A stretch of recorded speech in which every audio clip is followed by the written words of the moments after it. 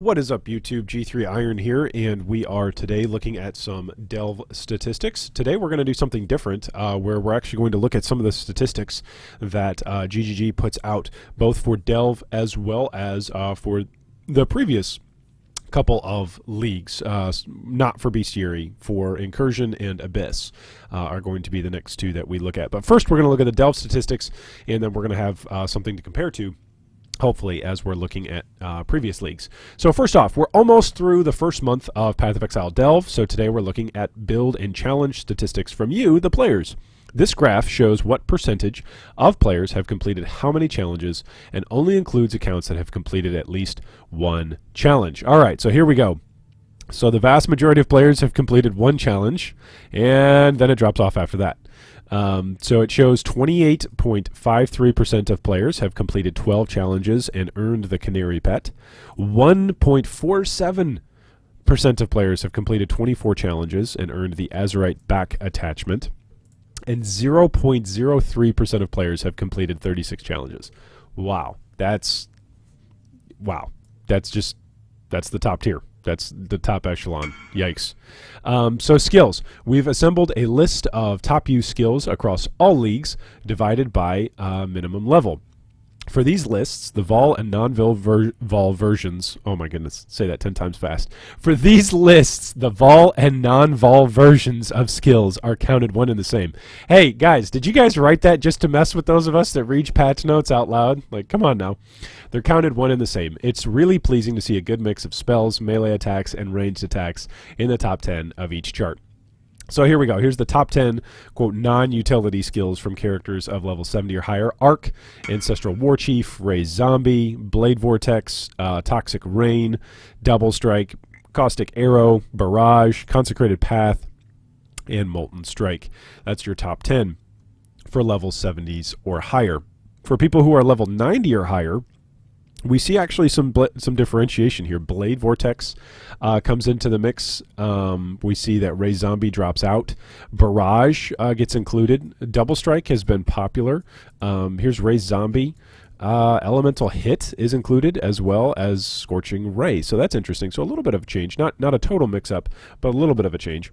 And then here are the top 10 non-utility skills from characters of level 95 or higher. Blade Vortex, Arc, Elemental Hit, Ancestral Warchief, Molten Strike, Tornado Shot making its first appearance, Scorching Ray, Toxic Rain, Barrage, Lightning Spire Trap. Interesting. Lightning Spire Trap is okay.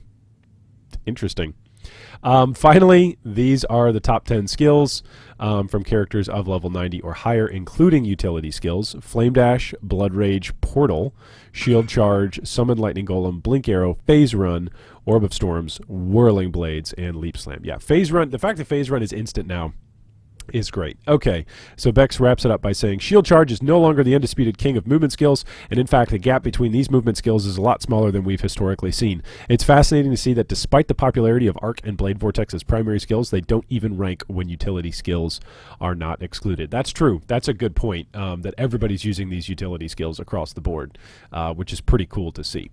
All right, so that's Delve. That's the Delve statistics. So the Delve statistics that are key for us to focus in on as we compare with the other two previous leagues that we're going to look at are just right here. Number of players, like player interaction. This is one way that we could look at the number of players that are going for challenges. So 28% going for 12 challenges 1 month in, and less than 2% going for 24.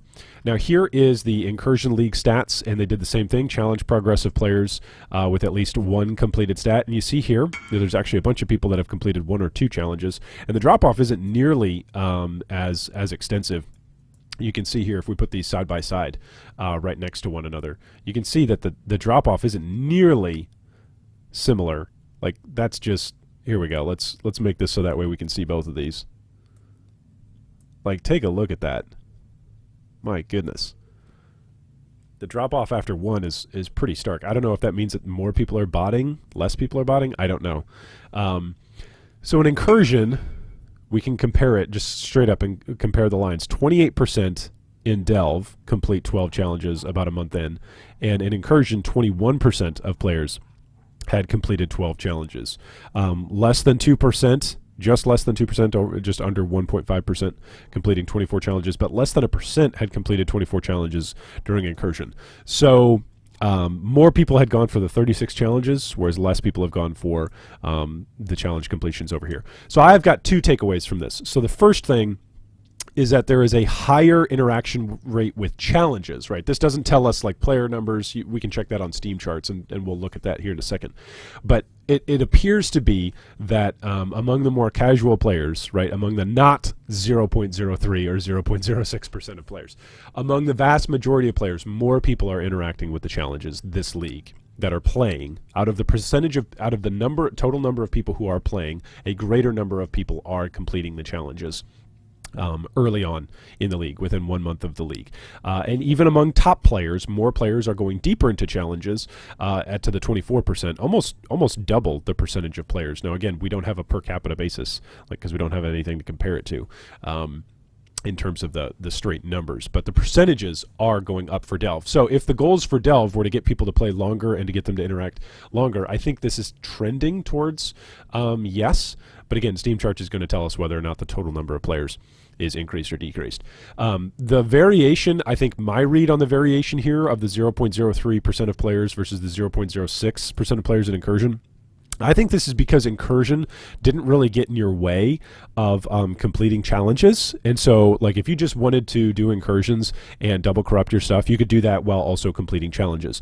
Whereas there is a Delve ladder that, like, a big portion of what would have been the 0.06% of the population, like players at the top echelon, we're talking streamers and people that just play 17 hours a day. A lot of those people are just delving, and they're trying to push and see how far they can go, whether that's delving together in a group or that's delving solo.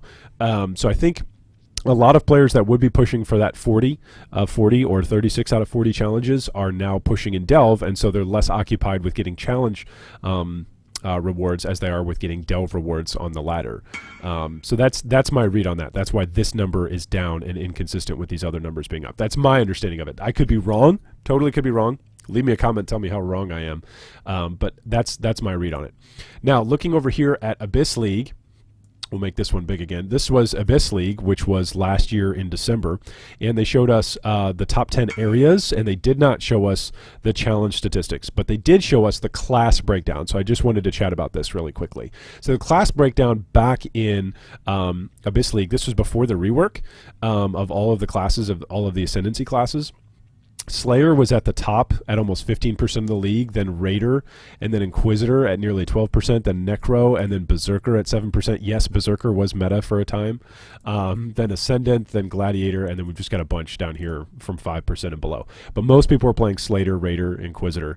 Like, what a difference when we look at PoE Ninja now, and we want to go to the build section, and we want to just go look at the popularity. Right now at the top of the list, Elementalist, Ascendant, Juggernaut, Pathfinder, Deadeye, Saboteur. Like, none of those people were up here. Necromancer was up here, but Necromancer's at 5% now. Necromancer was at 10%, like twice as much played in terms of percentage of Delve, of Abyss League versus Delve League. Like, this is all, again, Delve depth level 94 to 100. Like, it is fascinating to see at the top ends what people are playing versus what people used to play. Now, again, there's some difference here because this is level 70, whereas this is level 94 to level 100. So that is some difference. But again, it's at least something that's noticeable, right? That there has been a general change in trend about the meta shifting or what's best.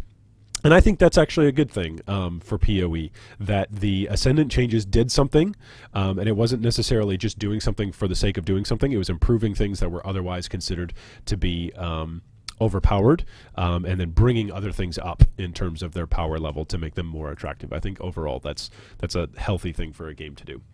So comparing these stats from Incursion League as well as from Delve League, I think we see that the game is trending in a healthy direction. Now, this is Steam Charts. This will be the last thing that we're going to look at today. Steam Charts just shows us peak players and average players. If you want to compare this league versus past leagues, there's one or two things to say here on this. So if we just look at August, right, it was the very end of August that Delve was released. So if we look at August and we go, oh, there's only 13,000 players. I see, PoE is dying. Well, like, August was only out Like POE was out for what, 4 days in August? It was like the 27th or the 26th, 25th. Less than a week. So in terms of player count, that really doesn't matter. In terms of last 30 days, that's much, much more indicative because now we've actually got almost a month's worth of data of Delve League being the average player count being at about 32,000. Now, when we look back, the important thing to do is not simply to look at this as a list and go, oh, wow, these numbers vary wildly. And why is it that every 3 or 4 months the numbers seem to jump up and the rest of the time they're down? That's because every 3 or 4 months we have a new league, and a new league always brings in more players, and there's a big hype train that gets built around that new league, including new players that have never played Path of Exile before coming in and joining the game for the first time. So you can basically see wherever there's a green tick, there's probably a new league. And so what we want to do when we're comparing numbers like this is we want to compare previous leagues at roughly the same timetable of year to consider what else people are doing throughout the rest of their lives and general trends. So for instance, it's unfair for us to compare August of 2018 to April of 2018. It would, however, be fair for us to compare August of 2018 to August of 2017. Now, when we compare these two and we say, wow, in August of 2017 we had 46,000 players on average versus in August of 2018 we only had 13,000 players. Well, if we look at the Fall of Oriath was released as the 3.0 expansion in August of 2017. So there's some factors, right? We can just look and say, hey, in August of 2017 was much better than August of 2018, right, in terms of player count. Absolutely true. However, some of those factors are that the league that was released in August of 2018 only had a week that it was actually in August, whereas Fall of Oriath was actually at the beginning of August. I think it was August 4th or 5th or 3rd. Anyway, it was the beginning of August. And so it had the entire month for everybody to be excited. It also added 6 new acts to the game and completely did away with the difficulty settings. And so that was just a big change for the game overall. It was probably the biggest change to date for the way how the story works in Path of Exile. So that was massive, and we can see that the average player count over the last year peaked out there at August of 2017 when Fall of Oriath was released and when 3.0 was announced.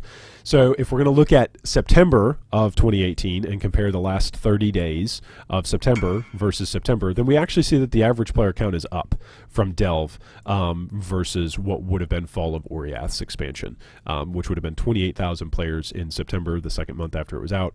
Again, September's technically the second month of Delve, but it really isn't in terms of days because it was released in August. So all this is to say you can do anything with numbers, you can manipulate them, you can twist them to say almost anything that you want, but then nonetheless, knowing what questions to ask of numbers is really, really helpful to see whether or not a game is growing or declining. You can see here the general trend over a 1-year period. Here on the Steam charts, you can see the all-time peak was at 98,000, 42,000 is the 24-hour peak, and then as of an hour ago, 27,000 were playing.